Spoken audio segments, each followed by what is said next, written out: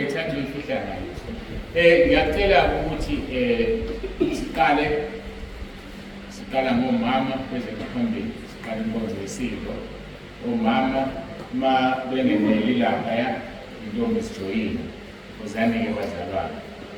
Wakeli Sibaba uMthembu sikhulekele bonke inkonzo yesiko. Bese khulekela nento sesiqala Baba wethu unamandla konke, Baba weNkosi yethu Jesu Kristu, siyawubonga umusa wakho osenzele wona. Sibonga Nkosi ukusipha isidlo naso suku lanamhlanje. Asigcini nje Baba ngokukhuluma nangokumemezela, kodwa kunezinto ozenzayo emzimbeni wethu ngesidlo. Qhubeka nathi Baba wethu engcwele, qhubeke nebandla lakho umise, ngokuba kuyinkonzo le oshiye utshela abafundi bakho ukuthi njalo uma bekukhumbula bayoyenza. Simele ukuyenza Baba sikukhumbula, usiqondise nasendleleni sihambe ngokukholeka, sihambe ngokwazi. Siyabonga ke Baba ngomusa omkhulu abasenzele wona. Sikhulekela nezwi osazolehlisa ey'ndlebeni zethu. Sikhulekela Baba ukuthi umyalezo osihlelele wona kulolu suku namhlanje isitha singawuvimbi, ngoba kungenzeka siwuvimbe ungafiki ngendlela ofanele ufika ngayo. Lokhu kwenzeka sihlezi phansi kube yimi engihumusha ngendlela engafanelekile. Siyacela Baba ukuthi inkanda yakho mayenziwe la emhlabeni njengalokhu yenziwa nasezulwini. Uthe kuJobe 42 wathi ngiyazi ukuthi wenza konke, icebo lakho alinakuvinjwa. Namanje Baba icebo lakho alingavinjwa kuleli zwi olumisile osuku namhlanje. Qala nathi Baba, lithi ledlulela phambili ususebenzile. Khuluma ngalo-ke Baba, busise nomkhonzi wakho umiseke iy'mpilo zonke. Ngegama likaJesu Nkosi yethu, uJesu Kristu inkosi. Amen.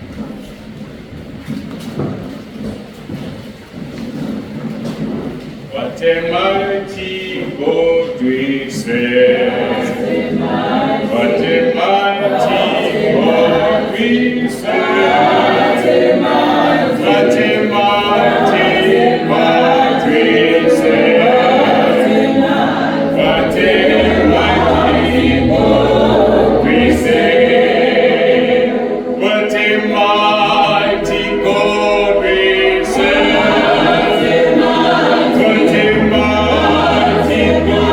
we serve. What a mighty God we serve. What a mighty God we serve. Siyambonga uNkulunkulu, sizongena ke enkonzweni yosuku lwanamhlanje. Sizokuvula izwi lenkosi okukaLuka chapter 11 verse 1, inkonzo engupart 12, inkonzo engupart 12 eshumi nambili. Kufundeka ke kanje, sibonge kakhulu sekuthandazile. Wathi ekhuleka endaweni ethile esedinile, omunye wabafundi bakhe wathi kuye, Nkosi, sifundise ukukhuleka njengokuba uJohane naye wabafundisa abafundi bakhe. uNkulunkulu wethu makakubusise izwi lakhe. Indlela yokuxhumana noNkulunkulu umkhuleko, njengokuba nathi indlela esixhumana ngayo ukukhuluma sibhekene noma sisebenzisa amafoni. Umkhuleko ke uyisimanga, kuyiqiniso ukuthi uNkulunkulu usilalele noma ngabe sithini. Ngoba mawusukhuleka usukhuluma naye uyakuzwa. Noma wavalile amehlo noma wavalile. Noma uyacabanga ukhuluma naye ngomcabango uyakuzwa uphendula umcabango wakho. Sikhonza uNkulunkulu oyisimanga okungadingi ukuthi uze ethempelini lakhe, okungadingi ukuthi uze umhlabele ukuze akuzwe. Ucabanga nje ngaye, ukhuluma ngaye, uyaphendula. Lokho-ke kubizwa ngokuthi umkhuleko. Sikhulumile-ke kaningi ukuthi kunesimo okufanele ube kuso njalo uma uzokhuleka ukuze umkhuleko wakho uphenduke. Kodwa-ke namhlanje sizoqala sikhulume ngemkhuleko ehlukene, ngoba kuyadinga ukuthi wazi ukuthi kunomkhuleko ohambisana nesimo okusona ngaleso sikhathi. Kunomkhuleko ohambisana nesidingo okuso ngaleso sikhathi. Kunezinhlobo ezahlukeneyo zomkhuleko. Sizoqala-ke sikhulume ngomkhuleko okuthiwa yi-personal prayer. Umkhuleko wakho nje wedwa wokuzikhulumela noNkulunkulu. Ngoba siyafika leso sikhathi sokuthi uzikhulumele noNkulunkulu, futhi kuyadinga ukuthi uma ukhuluma noNkulunkulu wazi ukuthi ukhuluma kanjani ngenxa yesimo sakho. Uma ufunda Mahubo 139 uthi, oh no, not Mahubo 139, Mahubo 66 verse 17 no-18 uthi uDavide, ngakhala kuJehova, ngaphansi kolimi lwami kwakunendumiso. Lokho kusho ukuthi uNkulunkulu uyinaka kakhulu inhloso yomkhuleko kunomkhuleko. Uthi mayekhala uDavide ngomlomo kodwa ngaphakathi uyadumisa, uNkulunkulu uyakubona, uyakunaka lokho. Ngoba kafuni ukuthi ukhale ngomlomo uphinde ukhale ngenhliziyo. Ingakho izwi leNkosi wabaseThesalonika lithi, kukho konke bongani ukuba kuyintando kaNkulunkulu. So noma ngabe kubuhlungu, but bonga ngoba kuyintando kaNkulunkulu. Ukushonelwa kubuhlungu kodwa bonga ngoba kuyintando kaNkulunkulu. Ngisho ukuthi ushiwe umyeni wakudivorce, bonga ngoba kuyintando kaNkulunkulu. So kukho konke okwenzayo ngomlomo wakho ukhuleka, akube nendumiso olimini lwakho, phansi kolimi lwakho. Okungukuthi akube khona ukubonga, ngoba uyanaka uNkulunkulu ukuthi noma ukhuluma nje awucomplaini nenhliziyo. Uthi kuyindaba kwenzeke kimi Nkosi, kwenzekeleni kimi, kwenzekanga ngani ukuthi bantu bami. Abese ngawuphendula umkhuleko wakho noma akustructured ngendlela enhle kanjani, ngokubuka ukuthi yini ephansi kolimi lwakho. Ngakho-ke i-personal prayer ithinta kakhulu leyo nto ukuthi uma uthandaza ithini attitude behind lowo mthandazo. Sithini isimo kusona emva kwalowo mthandazo. Ngoba ungathandaza umbusise umuntu kanti enhliziyweni yakho uthe ngathi angavelelwa ukubi, kodwa ngomlomo uthi uNkulunkulu akubusise. Ngakho-ke kubiza ukuthi uma une-personal prayer usondele uNkulunkulu esihlalweni sakhe somusa ukuze akwenzele umusa. AmaHebheru 4:16 lithi, ngakho-ke masisondele ngesibindi esihlalweni somusa ukuba samukeliswe isihawu, sifumane umusa wokusiza ngesikhathi esifaneleyo. Kubiza ukuthi kube nesikhathi umntwana kaNkulunkulu asondela ngaso esihlalweni somusa. Kukhona ukuthi ekhaya emakulaba kukhuleke wonke umuntu, ebandleni siyaguqa siyakhuleka sonke, kodwa kunesikhathi sakho kufanele ube naso sokusondela esihlalweni somusa ukuze wamukeliswe isihawu esiyokusiza ngesikhathi esifaneleyo. Okungukuthi umkhuleko ngangengibuzwe bekusho abantu, kodwa leli izwi licacisa ngokusobala ukuthi umkhuleko ufana nebhenki. Kungenzeka ukhuleke manje, ukhulekela isimo esithize ukusize ngesikhathi esifaneleyo, hayi manje. Sho njalo leli izwi. Ngakho-ke masisondele ngesibindi esihlalweni somusa ukuze samukeliswe isihawu, sifumane umusa wokusiza ngesikhathi esifaneleyo. So okungukuthi ukukhuleka kwakho namhlanje uzothola umusa ozokusiza ngesinye isikhathi okungasemanje Imikhuleko yakho oyenzayo manje izokusiza ngelinye ilanga. Wadinga nini ukusondela esihlalweni somusa? Wena nje uwe usondele kuso ukuze uthole umusa nesihawu oyokusiza ngelinye ilanga. Ngifisa ke sibuke umkhuleko kaJona. Ngoba umkhuleko kaJona wona ukhombisa kakhulu ukuthi ungumkhuleko asondele esihlalweni somusa ephakathi esiswini senhlanzi. Bengekho abazalwane, ungekho umndeni, kungekhona ntambama lasiguqa khona sonke sithi masikhulekeni, kodwa wayesesebumnyameni. Abaningi kabazi ukuthi uJona wayesesibhobhweni. Uzokuthola namhlanje uJona wayesesibhobhweni. Umzimba wakhe usele esiswini senhlanzi, umphefumulo wakhe osesibhobhweni. Waba nomusa uJona, ufana nabanye abambalwa emhlabeni abanomusa. La ifika khona inkosi uJesu ibabulala, ibathathe bafake esibhobhweni, isiyababuyisa balethe emhlabeni bazositshela ukuthi kunjani esibhobhweni. Akuqali nalabo kwenzeka manje. Ngisho eBhayibhelini bakhona abafayo noPawulu. Lapha ku2 Corinthians chapter 12 uyasho ukuthi waphuma emzimbeni wayezulwini. So into ehlale yenzeka. Kodwa uJona wayengazi uzowuthola lo musa. Umusa kaNkulunkulu ukuthi usesibhobhweni. Bese ubuya aphuma uphumela ngaphandle uNkulunkulu akusebenzise athi yenze intando yakhe. Ngiyafisa ke sibuke umkhuleko kaJona. Mhlawumbe sibuka wona siqede bese yaphela inkonzo. Masiya lapha kuverse 1 and 2. Ngikale ngifuna ukubheka uverse 1 and 2. Ngikala kuverse 1 ya ku10. uJona wakhuleka kuJehova uNkulunkulu wakhe esezimilini zenhlanzi. Wathi, ekuhluphekeni kwami ngakhala kuJehova wangiphendula. Yisesiswini sendawo yabafileyo ngamemeza wezwa izwi lami. Lama verse amabili acacisa ukuthi uJona wayehlukene kabili ngesikhathi ekhuleka. Wakhuleka kuJehova uNkulunkulu wakhe esezimilini zenhlanzi. That was his body esezimilini zenhlanzi.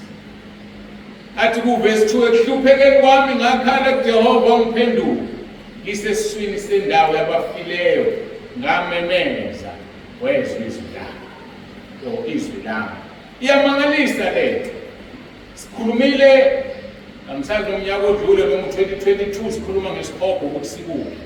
Sathi isibhobho lithi izwi sila emhlabeni phakathi nendawo phakathi komhlaba emathunjini omhlaba. Yilapho uJona ekhona uNkulunkulu ephezulu ezulwini wezwa umkhuleko okhulekwa phakathi esibhobhweni. Umunye uzomangala athi lithi igama lesibhobho la ngoba kuthiwa indawo yabafileyo. Indawo yabafileyo kusangaba semathuneni. Lesibuke in New King James Version. And he said, verse 2, I cried out to the Lord because of my affliction, and he answered me out of the belly of Sheol. I cried, and you heard my voice. ISheol ke igama lesihebheru elisho isikhokho.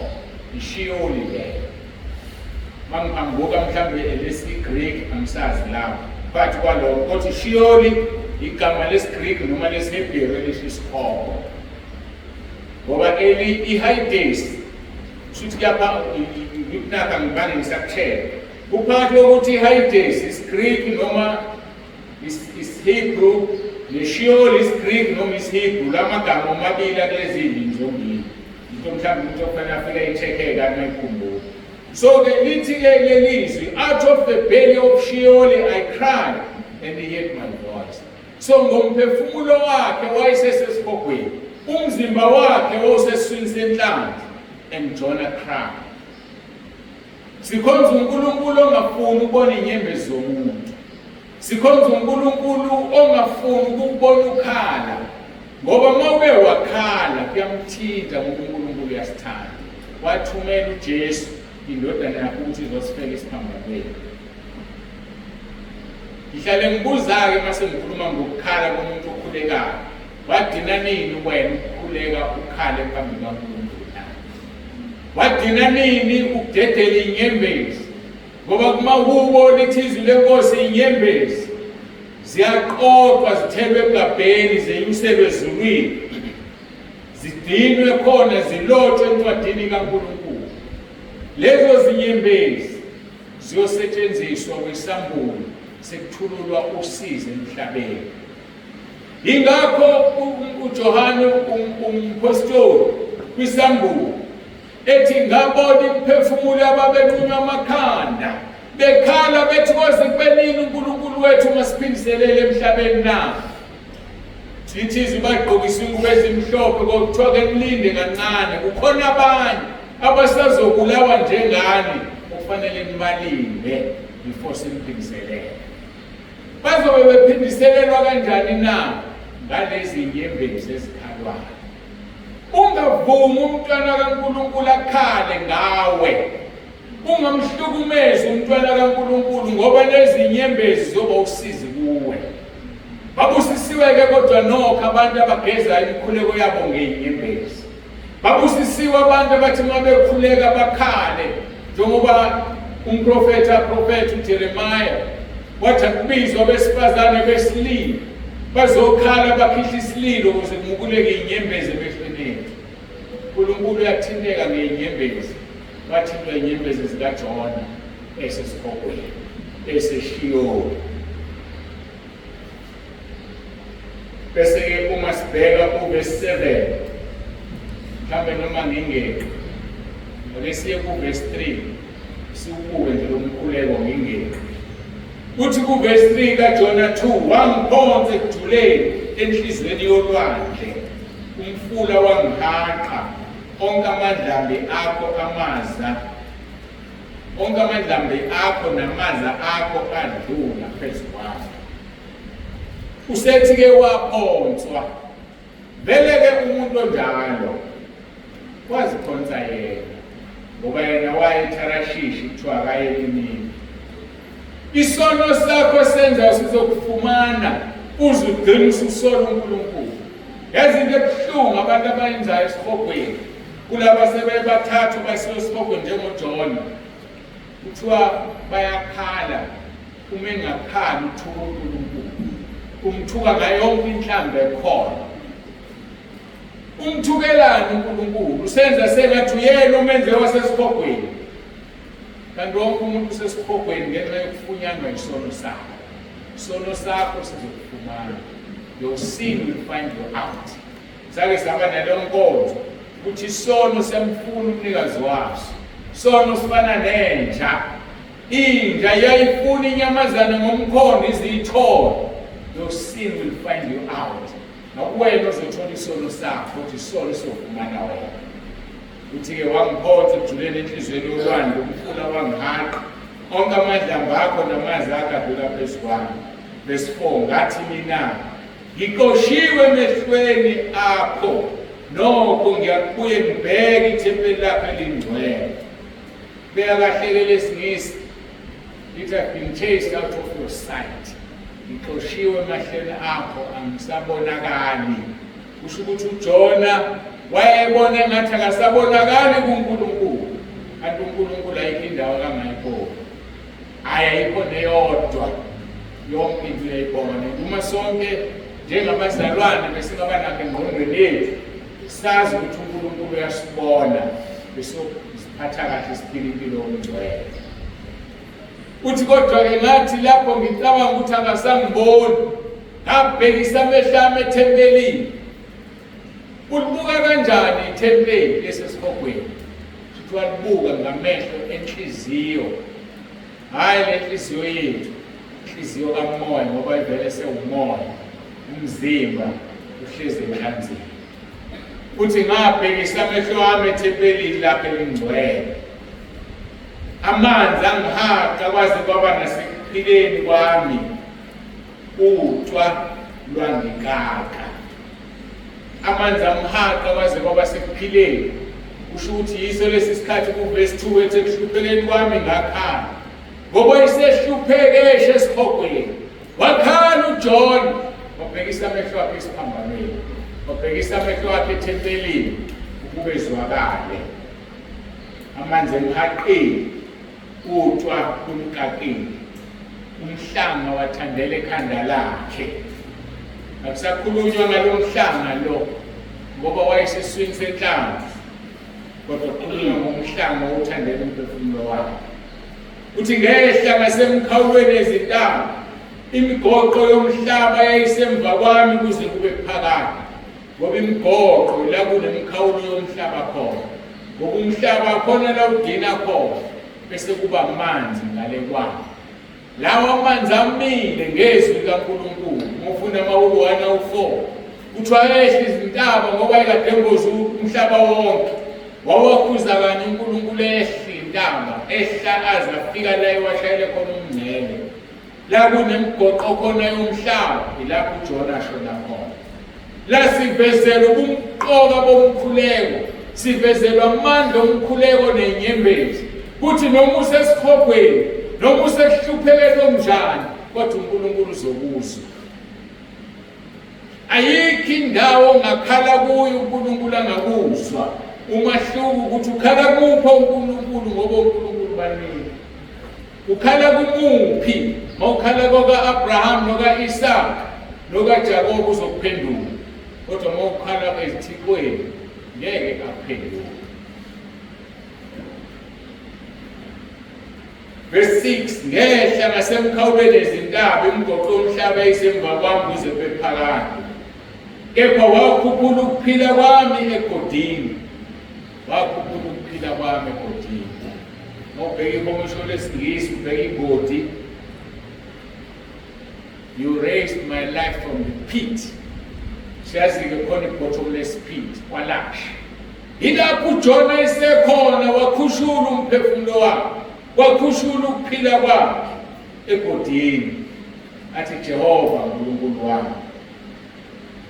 Verse 7 nebe ngifuna ukuya kuyena kuthi verse 7 lapho umphefumulo wami waphela amandla phakathi kwami ngamkhumbula uJehova umkhuleko wami wangena kuwe ethempelini lakho lapho umphefumulo wami waphela amandla phakathi kwami ngamkhumbula uJehova ngoba noma ngabe uyintombi eziqhenyayo uyinsizwa eziqhenyayo ubaba oziqhenyayo likhona leli langa uzomkhumbula uJehova ngoba umphefumulo wakho uzomuphelelwa amandla uthi lapho umphefumulo wami waphela amandla phakathi kwami ngamkhumbula uJehova umkhuleko wami wangena kuwe ethempelini lakhe engcwele waba nenhlanhla kuJona sazi ukuthi wena nami sizoba nayo leyo nhlanhla masubhelela nomusa ukuthi masikhala sesisesibogweni asizwe aphendule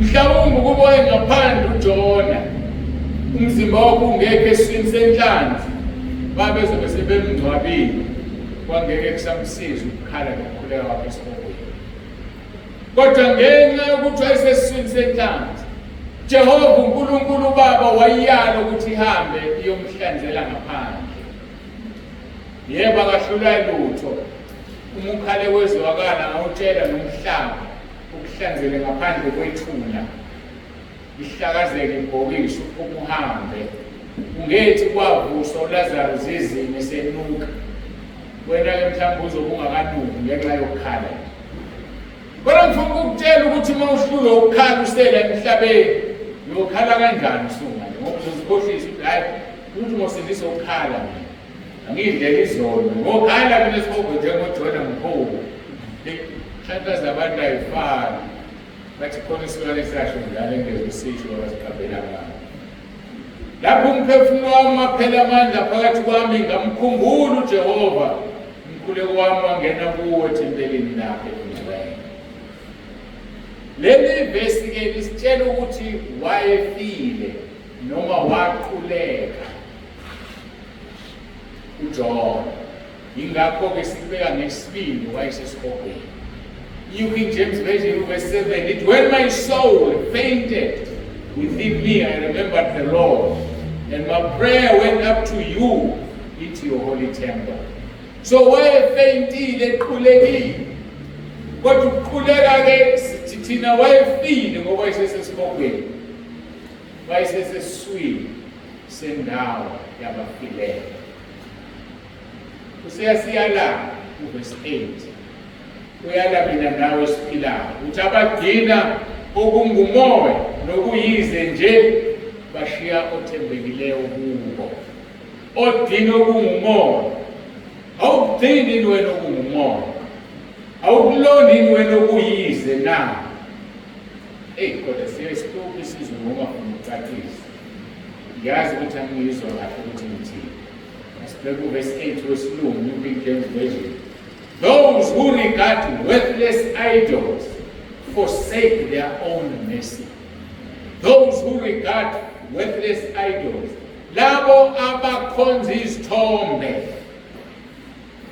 balahla umusa wabo. Kodwa isizulu uzisikhuluma ebheke eceleni, abagcina okungumoya nokuyize nje bashiya othembekileyo kubo. Nayizale ukuthi iphambene ehlala. So mayiphila uNkulunkulu ukuthi uyesikoleni, recommend ube nalo iBhayibheli lesilungu, preferably New King James Version. Those who regard worthless idols, labo abakhonza izithombe, worthless idols ezingenamsebenzi eziyize, forsake their own mercy. Balahla othembekileyo bakubo bayamshiya. uJohn useyala thina ngoba uphuma esiswini senhlanzi, ngokomzimba, ngokomphefumulo uphuma esiphogweni phakathi. Akwandele umuntu ungena esiphogweni kuyophuma. Umkhuleko personal prayer. Yiyo lesikhuluma ngayo ngithi asibuke umkhuleko kaJohn. Athi verse 9, ngepha mina ngiyakuhlabelela ngezwi lokudumisa, ngigcwalise ngikuthembisileyo ukusindiswa kukuye uJehova. Ngoba kukho komunye umuntu ukusindiswa. Ukusindiswa kukuJehova kuphela. Ngoba yikho insindiso ngomunye. It is Zenzo 4 verse 12. Kodwa isegameni lenkosi yethu uJesu Kristu. Insindiso esinikiwe singabantu emhlabeni ayinikwanga ngomunye, inikwe ngoJesu. Uthi-ke uJona verse 9, ngepha mina ngiyakuhlabelela ngezwi lokudumisa. Akumangalisanga amadoda ayishuma noThoba. Wabuye yodwa ukudumisa uNkulunkulu yafika yazilahla phansi phambi kaJesu bonga.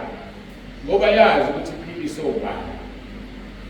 NoJohn usho njalo ukuthi ngiyakuhlabelela ngezwi lokudumisa. Mhlawumbe nawe waba senkingeni, wathandaza, wathi Nkosi uma ngabe ungikhiphile kule nkinga ngokukhonza, kodwa usukhohliwe manje. Wathi wamkhonza wamthembisa izethembiso. Uzigcwalisile izethembiso zakho na? Yini omenzela yona? Omthembisa yona yamenzela yini na? Athi uJona ukusindiswa kukuye uJehova. Verse 10, uJehova wakhuluma kuye inhlanzi, namhlanzela uJona emhlabathini owomileyo. Khumbula sikhuluma ngomkhuleko ngowakho wedwa, a personal prayer. Uyisibonelo esihle umkhuleko kaJona. Wayeledwa esiswini senhlanzi, umphefumulo usesiphogweni, kodwa wakhala umkhuleko wakhe wangena ethempelini lakhe. Mawusungenile wamncoma, wathi ngiyohlabelela izwi, wathi ngizozigcina izethembiso. uNkulunkulu ngokuyalalela wamlalela. Nembala wakhona uJona lapho abantu baseNinive bayoshumayela. Asikiyeke okuningi.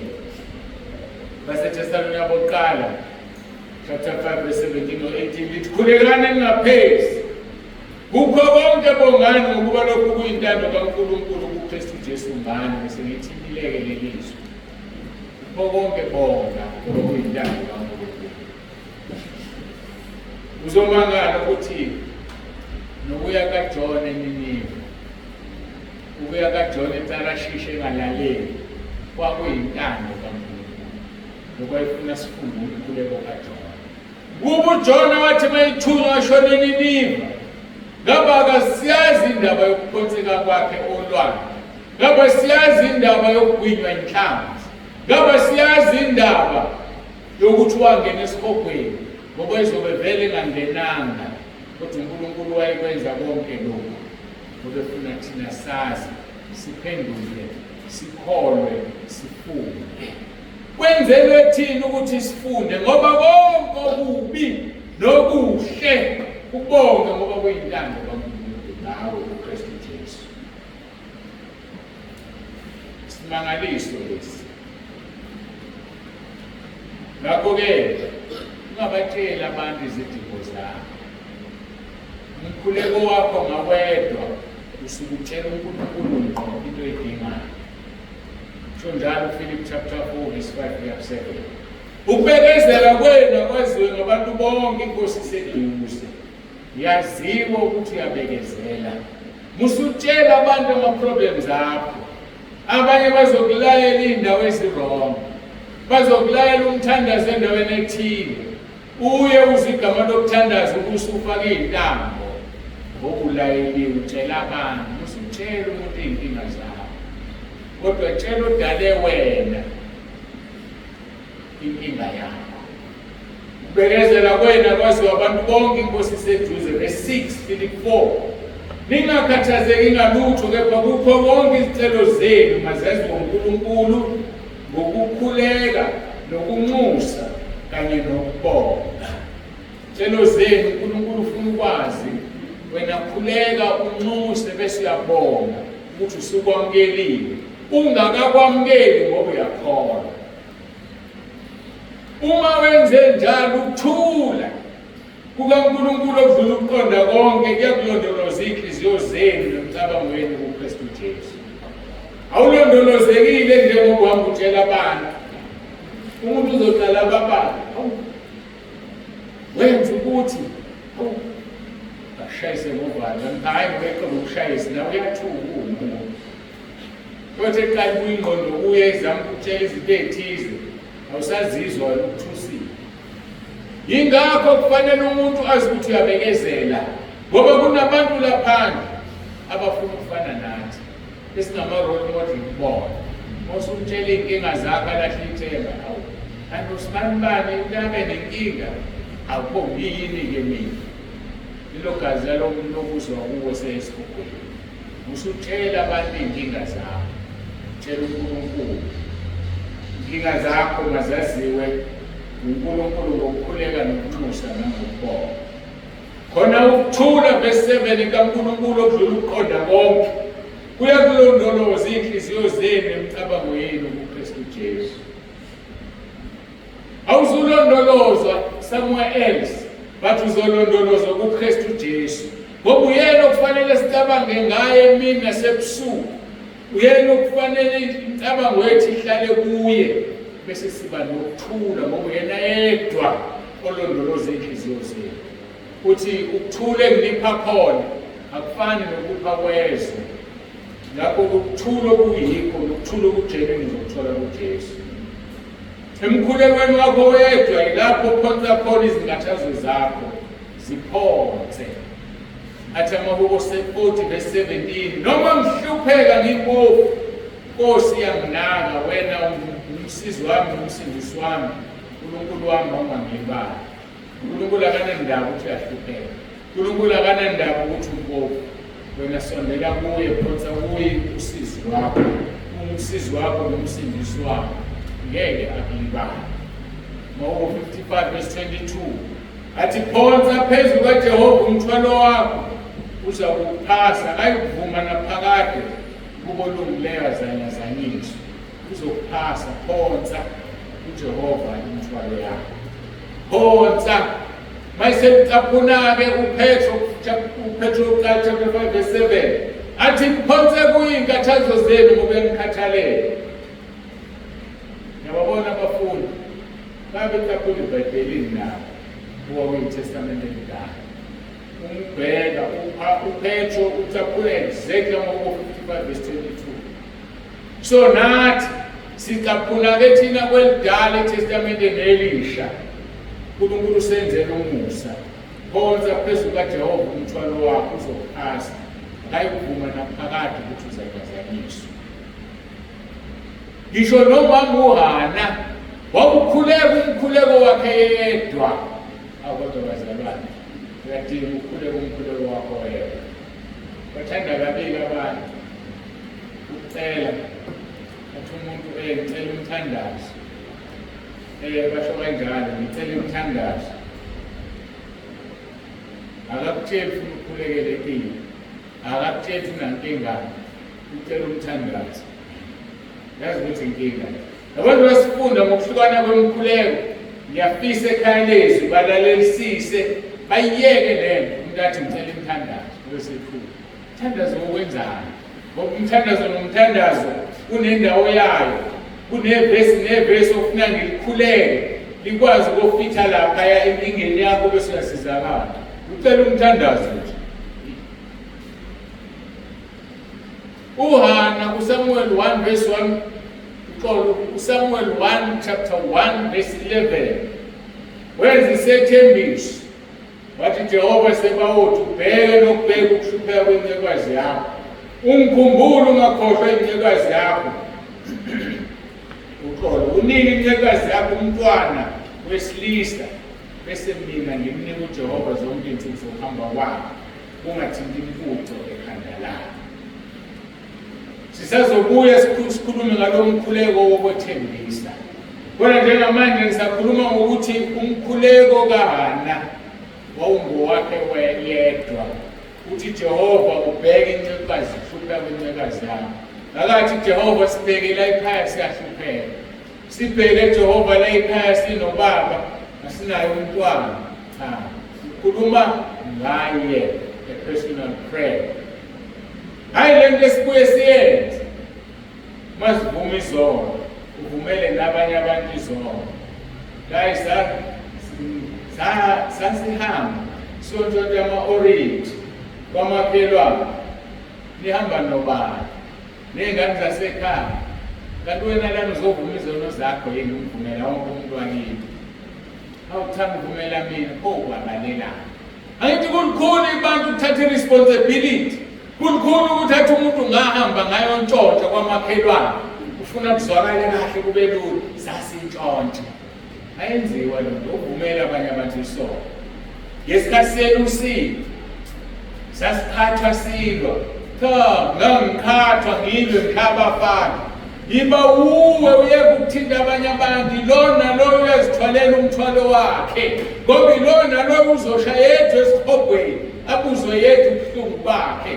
Ikhwali nasezulwini uzobuzwa wethu kumnandi ngokwasezulwini, ngeke nibuzwe nonke, nibe nihlezi nibaningi. So asifunde kunezinto okufanele uzisho wedwa, zakho wedwa, ngoba uzenze wedwa, zaba yisono kuwe noma nanibaningi. Jehova Sebawothi, ubheke nokubheka ukuhlupheka kwencekazi yakho, ungikhumbule ungakhohlwa incekazi yakho, unike incekazi yakho umntwana wesilisa, bese ngimnika uJehova zonke izinto zokuhamba kwakhe, ungathinti impuco ekhanda lakho. Lithi izwi leNkosi verse 20, kwathi sesiphelele isikhathi, wena wakhulelwa wazala indodana waqamba igama layo ukuthi uSamuel, ethi ngimcelile kuJehova. Ngimcelile, akathi simcelile ngokwamcela yedwa umkhuleko wakhe yedwa. Ngesikhathi ukhuleka umkhuleko ngowakho wedwa, uqaphele isitho esinguSathane, ngoba naye uyasondela azolalela uphendule umkhuleko wakho wedwa, ukuze kufezeke icebo lakhe ngawe. Hayi uSathane uphendule umkhuleko. Yikho kufanele sikhuleke ngomoya nangeqiniso, ngoba uSathane will never be in a spirit. Ngeke abe semoyeni ngoba kanayo umoya ongcwele.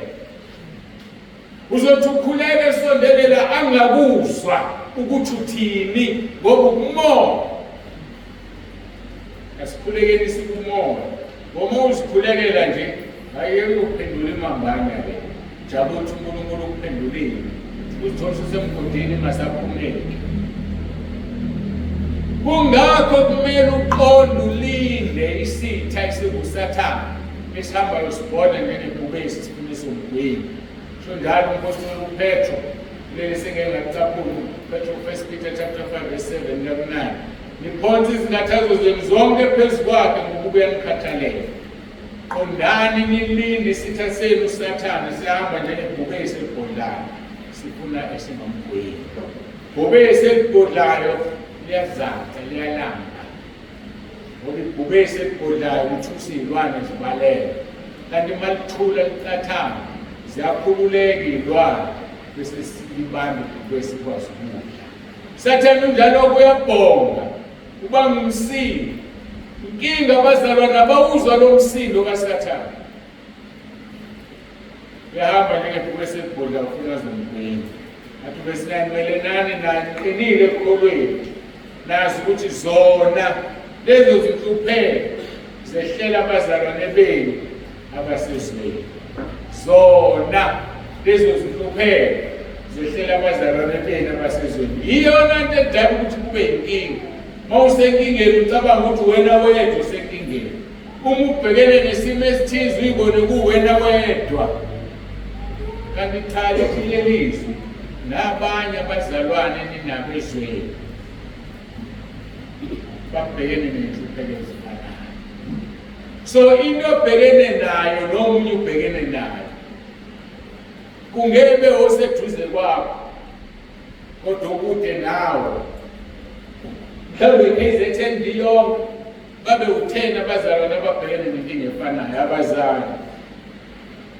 Mhlawumbe emhlabeni wonke jikelele babe u100 abazalwane ababhekene nenkinga exactly the same. Ngoba uSathane amaqhinga akhe ayaphela egcine esilinga ngezinto ezifanayo. So yazika ukuthi le nkinga obhekene nayo nabanye babhekene nayo somewhere else ilwa nayo inqobo ngoba nabo bayenqobo. Wasekorinte bokuqala chapter 15 verse 57. Makabonge uNkulunkulu osinika ukunqoba ngenkosi yethu uJesu Kristu. Sicela umama masibuya mkonjana sikhulekela sibonge izwi lenkosi.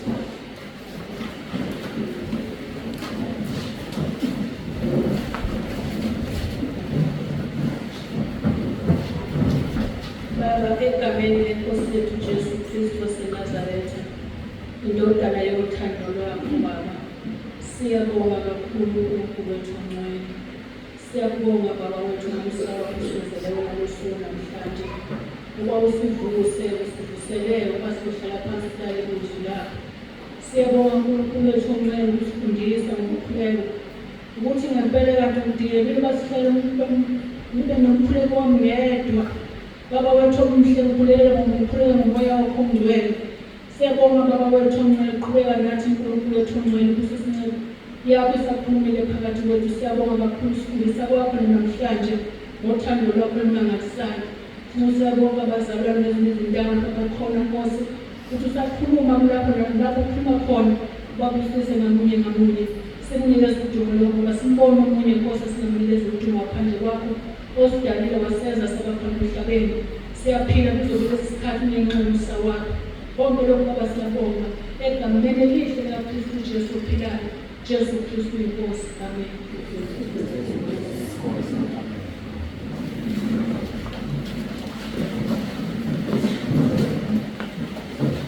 Siyabonga-ke kakhulu uNkulunkulu sesifikile-ke emaphethelweni inkonzo yethu. Sengizobuyisela konke kumphathi wohlelo Jesu Kristu inkosi. Thina sonke thina